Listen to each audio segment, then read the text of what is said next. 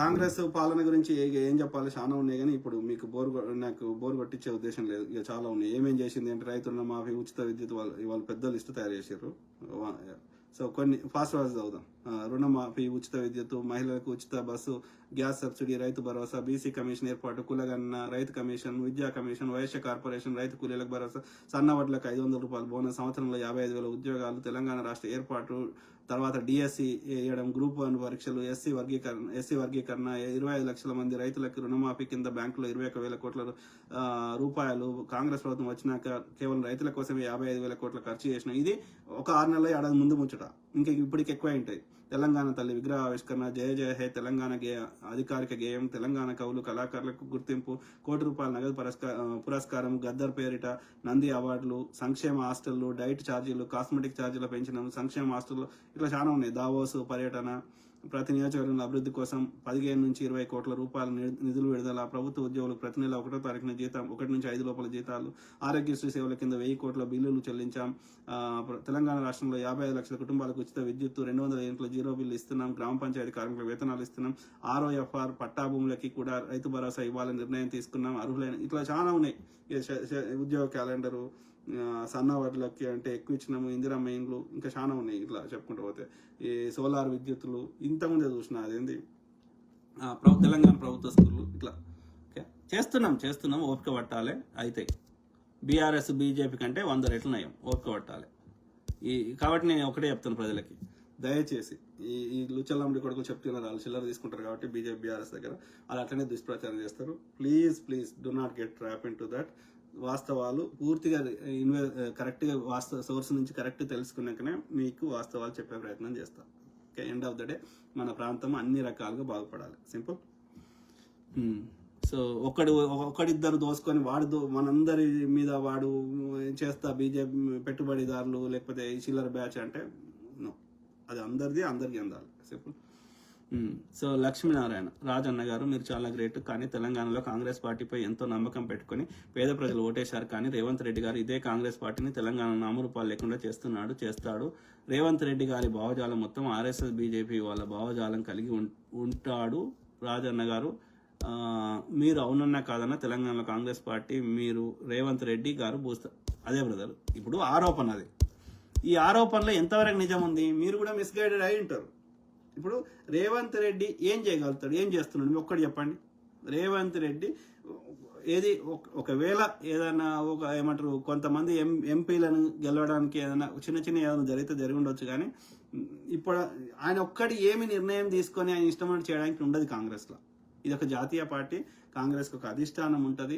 ఆయన ఇష్టం ఉన్నట్టు చేయలేడు కూడా. ఒక చిన్న వ్యక్తిని తీసేసి తన అనుకూలమని పెట్టుకోవాలంటే కూడా సాధ్యం కాదు. అది మొన్ననే వయసు వచ్చింది కదా, రాహుల్ గాంధీని కలిసి వచ్చింది కదా, ప్రియాంక గాంధీని కలిసి వచ్చింది కదా.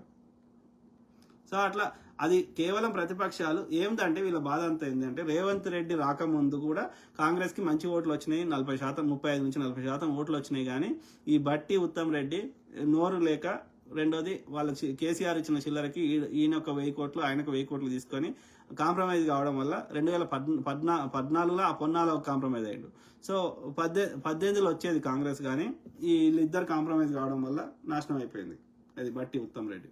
సో కాంగ్రెస్కి అన్నీ ఉన్నాయి కానీ గట్టి నోరు లేకపోవడం వల్ల 2018లో రాలేకపోయినాం. రేవంత్ రెడ్డి గారు వచ్చినాక ఆ 5% ఓట్లు కానీ ఆ ల్యాక్ ఆఫ్ వాయిస్ అనేది అది భర్తీ అయింది. ఇప్పుడు రేవంత్ రెడ్డిని తీసేస్తే కాంగ్రెస్ను మనం ఈ మిగతా వాళ్ళని కొనడము చంపేయడం పెద్ద విషయం కాదని వాళ్ళకి తెలుసు. కాబట్టి they are purposefully targeting Revanth Reddy garu. Revanth రెడ్డిని తీసేస్తే మిగతా కాంగ్రెస్ ఎంత బలంగా ఉన్నా దాన్ని కొట్టేయడం పెద్ద విషయం కాదని బీజేపీకి తెలుసు, బీఆర్ఎస్ తెలుసు. అందుకనే ఆయన ఇబ్బంది పెట్టిర్రు, అందుకనే ఆయనకి ఓటుకు నోట్ అని చేసిర్రు, అందుకనే ఆయనకు 2 సార్లు జైల్లో పెట్టిండు కేటీఆర్.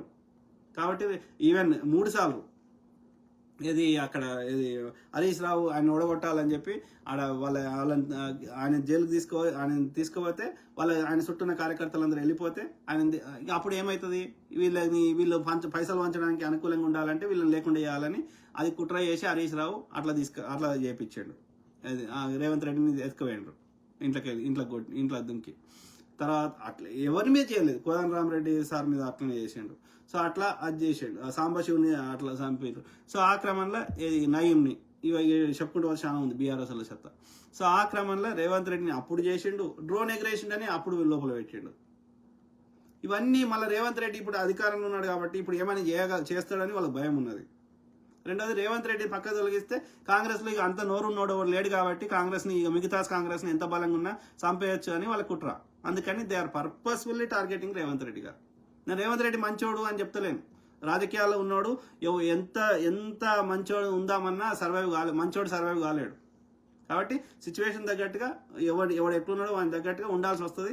ఆ యొక్క అన్ని ఈక్వేషన్స్ని మనము అధికారం రావడానికి గెలవడానికి వాడుకోవాల్సి వస్తుంది. ఏమంటారు, కానీ నాశనం చేయాలి, మొత్తం దోసుకోవాలి అది లేదు. 100 రూపాయలు 10 రూపాయలు తింటాడు, తినకపోతే వాడు సర్వైవ్ కాడు. కానీ బీఆర్ఎస్ అట్లా కాదు కదా, బీజేపీ అట్లా కాదు కదా. సో ఆ క్రమంలో వాళ్ళతో కంపేర్ చేస్తే రేవంత్ రెడ్డి 100 రెట్లు బెటర్. ఆయన చేస్తున్న చర్యలు కానీ తీసుకుంటున్న నిర్ణయాలు కానీ అవే మాట్లాడుతున్నాయి. రేవంత్ రెడ్డి ఇప్పుడు సన్న బియ్యం అయిపోతే ఆయన కొట్టినోడు వాడు రాహుల్ గాంధీ అడుగుతాడా? ప్రజలు ఇవ్వాలి, నువ్వు వాళ్ళు మాకు సన్న బియ్యం ఇయ్య అని అడిగిర్రా? అది హామీ కూడా ఇవ్వాలి కదా సన్న బియ్యం ఇస్తామని. రేవంత్ రెడ్డి ఇవ్వద్దు అనుకుంటే అయిపోతుంది. ఎవడు ఆయనకు అడ్డు చెప్పేటోడు కూడా ఇవ్వలేడు, ప్రజలు కూడా అడగలేదు, అది ఎన్నికల హామీ కూడా ఇవ్వలేదు.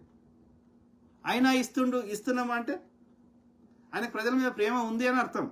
ఆయన మంచోడు అని చెప్తలేను, ఆయన పర్ఫెక్ట్, ఆయన గాంధీ మహాత్ముడు అని చెప్తలేను, కానీ ప్రజల మీద ప్రేమ ఉంది. మొత్తం దోసుకోవాలి, తరతరాల సంపద దోసుకోవాలి, ఎత్తుకోవాలని లేదని. దోసుకునే ఆయనకి సంపాదించుకునే కాడికో, దోసుకునే కాడికో, తినే కాడికో ఉన్నాయి ఆయనకి మోర్ దెన్ ఎనఫ్. కానీ మొత్తం ప్రజలు నాశనం చేయాలని బీజేపీ బీఆర్ఎస్ లెక్క లేదు, రేవంత్ రెడ్డికి లేదు, కాంగ్రెస్లో ఉన్న ఎవ్వరికి లేదు. అది కాంగ్రెస్ సిద్ధాంతమే కాదు. అట్లయితే ఓడిపోయాని ఎలా పోతే అనేటోడు. ఎన్ని రాష్ట్రాల్లో కాంగ్రెస్ ప్రభుత్వం పడిపోయింది? వీక్తుంది, ఏముంది, టైం వచ్చినప్పుడు వస్తుంది, పోతుంది. కాంగ్రెస్ ఐడియాలజీకి పూర్తిగా భిన్నంగా ప్రవర్తిస్తే వాడిని ఎవరిని ఉపేక్షించడం జరగదు. కానీ రేవంత్ రెడ్డి కాంగ్రెస్ సిద్ధాంతాన్ని పాటిస్తున్నాడు. అది జాతీయ స్థాయిలో చేసుకుంటున్న నిర్ణయాలే, ఏకపక్ష నిర్ణయాలు కాదు. అది కేవలం రేవంత్ రెడ్డిని టార్గెట్ చేస్తున్నారు. ఎందుకంటే ఆయన లేకుండా చేస్తే మన కాంగ్రెస్ని ఇక్కడ లేకుండా చేయడం పెద్ద విషయం కాదనేది బీజేపీ బీఆర్ఎస్ వాళ్ళ కుట్ర.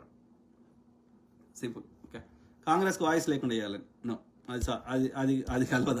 అట్లా చేస్తూ మా చర్యలు అయితే అబద్ధం మాట్లాడే కదా బ్రదర్. ఇప్పుడు నువ్వు ఏదన్నా తీసుకో, ఇప్పుడు ఏది ఫ్రీ బస్సు అట్లా, ఇప్పుడు ఇంతకుముందు ఎన్ని చదివినా అవన్నీ రేవంత్ రెడ్డి కదా నిర్ణయాలు తీసుకుంటుంది. సీఎం అనుమతి లేకుండా నిర్ణయాలు కావు కదా.